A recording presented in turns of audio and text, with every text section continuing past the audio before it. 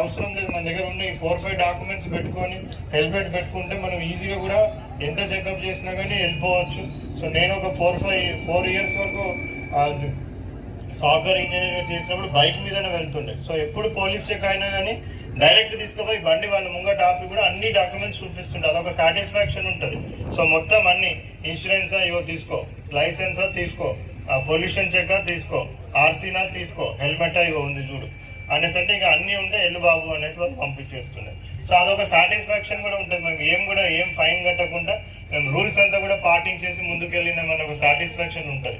So అది లేదు అనేసి అంటే వాళ్ళు ఎప్పుడు వెళ్ళిపోతారు అనేసి 1 కిలోమీటర్ వరకు కూడా వెయిట్ చేసుకుంటూ కనిపిస్తూ ఉంటారు.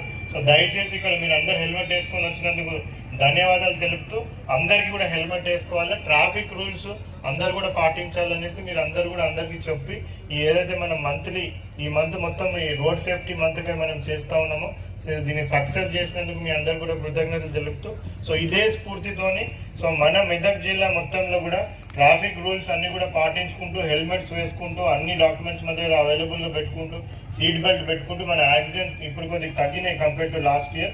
ఇంకా కూడా దాన్ని తగ్గించాలనేది కూడా ఎస్పీ గారు చాలా కృషి చేసి ధన్యవాదాలు తెలుపుతూ సో మీ అందరి సహకారంతో మన జిల్లాలో యాక్సిడెంట్స్ ఎంత తక్కువైతే అంత తక్కువ చేపించి ఎంత తక్కువైతే దాన్ని తగ్గించి మనము ప్రాణ నష్టం కాకుండా మనం చూడాల్సిన అవసరం ఉంది. సో మీ అందరు కూడా దానికి సహకరిస్తారనేసి ఆశిస్తూ సెలవు తీసుకున్నారు. Thank you sir. డెఫినెట్గా వీళ్ళందరూ కూడా ఆదేశాలు పాటించి ఈ సంవత్సరం మెదక్ జిల్లాలో 25% యాక్సిడెంట్స్ తగ్గియాలంటే అందరూ పార్టిసిపేట్ చేయాల్సింది. పోలీస్ డిపార్ట్మెంట్ ఇంకా అగ్రెసివ్గా చెక్ చేస్తాము, హెల్మెట్ లేకపోతే ఫైన్ వేస్తాము. ఇప్పుడు మన ఆర్టీఓ చెప్తున్నారు సార్, అసలు పెట్రోల్ బంకులు కూడా పిలిచి హెల్మెట్ ఉంటేనే మనం ఒకసారి కరెక్ట్గా మనందరూ ఆలోచించి ఎన్ని పాటించితే డైరెక్ట్గా 30 to 40% యాక్సిడెంట్స్ మనం కంట్రోల్ చేయొచ్చు, డెత్స్ కూడా తగ్గించచ్చు. మీరందరూ పాటిస్తారని ఇవన్నీ కూడా మీరందరూ మీ ఏరియాలో చర్చ జరిగి అందరూ కూడా దీని మీద కొద్దిగా ఇంప్లిమెంట్ చేస్తే మనం ఈ సంవత్సరం మా జిల్లా తరఫున పోలీస్ డిపార్ట్మెంట్ తరఫున మేము 20 to 25% యాక్సిడెంట్స్ డెత్స్ తగ్గియాలని మేము ఆల్రెడీ టార్గెట్ పెట్టుకున్నాము. దాంట్లో భాగంగానే రెగ్యులర్గా మేము వెహికల్ చెకింగ్ తర్వాత డ్రంక్ అండ్ డ్రైవింగ్ చేస్తున్నాము. తర్వాత ఇప్పటి నుంచి మేము హెల్మెట్ కూడా లేకపోతే ఫైన్ వేయడానికి మేము స్టార్ట్ చేస్తాము.